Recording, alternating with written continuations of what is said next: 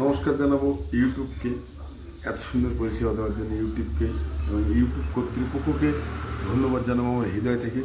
কারণ সত্যি অসাধারণ একটা পরিষেবা, বিশ্বের 1 নম্বর পরিষেবা। তো এই পরিষেবা সম্পর্কে আমার জানা ছিল না। তো আমি ভিডিওগুলো আমাদের অনুষ্ঠান থেকেই করা, নিজের হাতেই ইয়োর গৌর চ্যানেল থেকেই ভিডিওগুলো সম্পূর্ণ বানানো। তো এই চ্যানেল থেকে আমি ভিডিওগুলো নিজে সরাসরি বানিয়েছি। তো জানি না কী কারণে কী হয়েছে, তো ইউটিউব কর্তৃপক্ষকে অবশ্যই জানাবো। অবশ্যই আমার ইউটিউবটাকে পুনরায় ফলো করে দেখুন তারা কীভাবে আমার সঠিক না ভুল। আমি নিজের ভয়েস এখন দেওয়া শিখেছি, তখন প্রথম ছিল 2017-ই।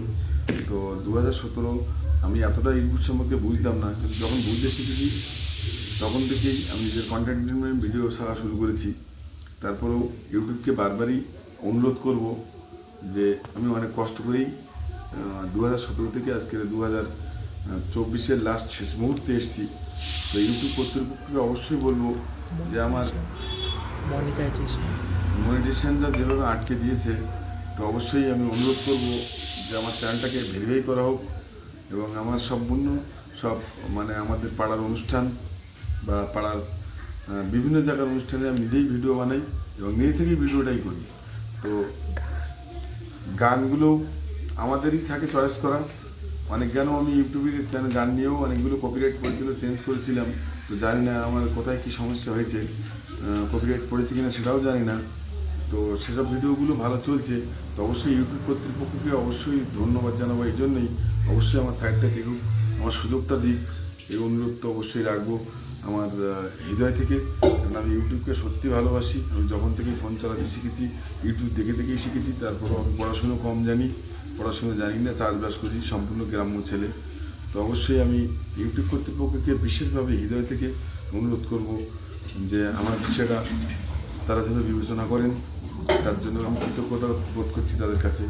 কারণ আমি একদম পড়াশুনোও জানি না, প্রত্যেকের কাছ থেকে শিখে নিই বা দেখে নিই বা জেনে নিই যে কীভাবে কী করবো, সেইভাবে করেছি। হয়তো আমার ভুল ত্রুটি হতেও পারে, আমার অতটা জানাও নেই। তো তার জন্য আমি ক্ষমা চাইছি ইউটিউব কর্তৃপক্ষের কাছে যে আমার ভুল হতে পারে।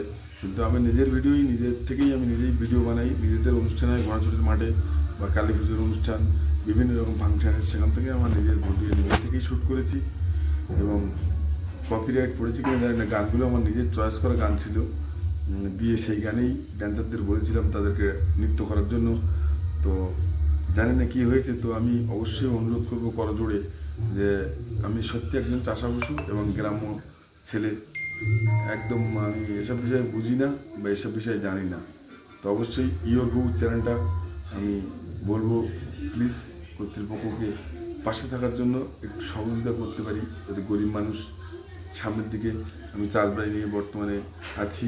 তো আমাদের যখন অনুষ্ঠান হয়, প্রত্যেক বছরে হয় না, তো সেই অনুষ্ঠান নিয়েও ভিডিও করি এবং সেই ভিডিও প্রত্যেক মানুষের দেখানোর জন্য জানতাম। ইউটিউব সম্পর্কে আমার অভিজ্ঞতা ছিল না, তো ইউটিউব দেখে দেখেই আমি ইউটিউব দিয়ে অভিজ্ঞতা নিয়েছি। তো আমার অবশ্যই ভুল হলেও হতে পারে, আমার জানা নেই।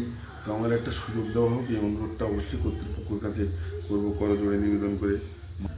যদি মনে হয় যে আমার কোনো করণীয় ডকুমেন্টস, যা যা ডকুমেন্টস লাগবে আমার সব রকম ডকুমেন্টস রয়েছে।